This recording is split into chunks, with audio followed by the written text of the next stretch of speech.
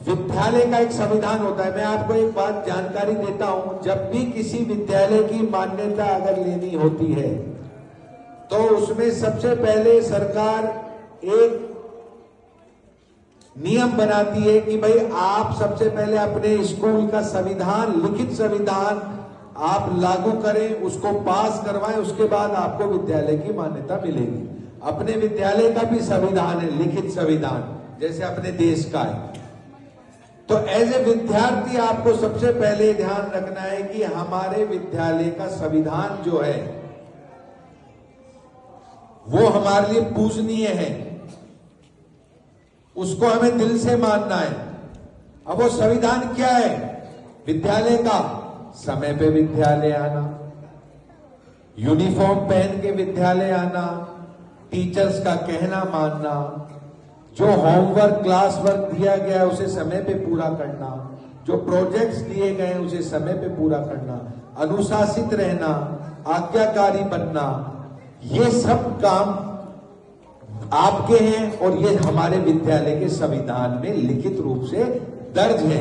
तो सबसे पहले आपका कर्तव्य बनता है कि आप विद्यालय के संविधान को मानें। देखो, बड़ी बड़ी बातें तो हम कर सकते हैं नारे और स्पीच के माध्यम से, लेकिन बड़ा तभी बनते हैं जब छोटी छोटी बातों को हम अपने जीवन में लागू करते हुए स्टेप बाय स्टेप आगे बढ़े। निश्चित तौर पे जब आप विद्यार्थी में अनुशासित विद्यार्थी की जीवन शैली से आगे बढ़ेंगे, विद्यालय के संविधान को आप अगर अपने अंदर आत्मसात करेंगे तो आप बड़े होके भी एक अच्छे नागरिक बनेंगे और अपने जो देश का संविधान है उसको निश्चित तौर पे आप मानोगे। यदि बचपन में ही आपकी आदत संविधान को तोड़ने की हो गई, जब विद्यार्थी जीवन में ही आपकी गलत आदत हो गई है, तो फिर वो कहते हैं ना, आप कच्ची मिट्टी हो, जैसा आप विद्यार्थी जीवन में अपने आप को ढाल लोगे वैसे ही आप बड़े होकर बनोगे। तो इसलिए आप सभी को जो विद्यालय का संविधान है उसे मानना है। विद्यालय का भी लिखित संविधान है, उसको भी कानूनी रूप से मान्यता मिलती है। लिखित संविधान है, किसी दिन मौका मिलेगा तो मैं आपको उसको पढ़ के भी सुनाऊंगा, दिखाऊंगा भी।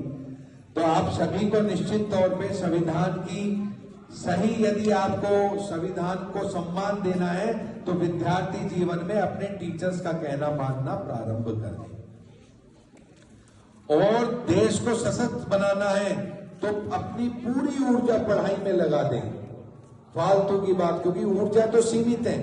अब या तो उसको आप पढ़ाई पे लगाओ या खेल कूद, बदमाशी, टीवी, मोबाइल पे लगाओ। तो आप अपनी ऊर्जा यदि पढ़ाई पे लगाओगे तो निश्चित तौर पे आप बहुत बड़े इंसान बनोगे। और जब आप बड़े इंसान बनोगे तो देश तो अपने आप ही बड़ा हो जाएगा, क्योंकि आप में से ही कोई अब्दुल कलाम, कोई स्वामी विवेकानंद, तो कोई गांधी जी, कोई नेहरू जी बनते हैं। तो आप लोगों को पढ़ाई करनी है, टीचर्स का कहना मानना है। और जब आप विद्यार्थी जीवन में इन सभी को मानोगे तो निश्चित तौर पे जब बड़े होगे तो देश के संविधान को तो आप मानोगे ही मानोगे। प्यारे बच्चों, आपने बहुत एफर्ट्स दिए, आपसे भी हमें हर दिन सीखने को मिलता है। आपकी जो ऊर्जा है, बहुत से बच्चे हमसे पहुंचने से पहले विद्यालय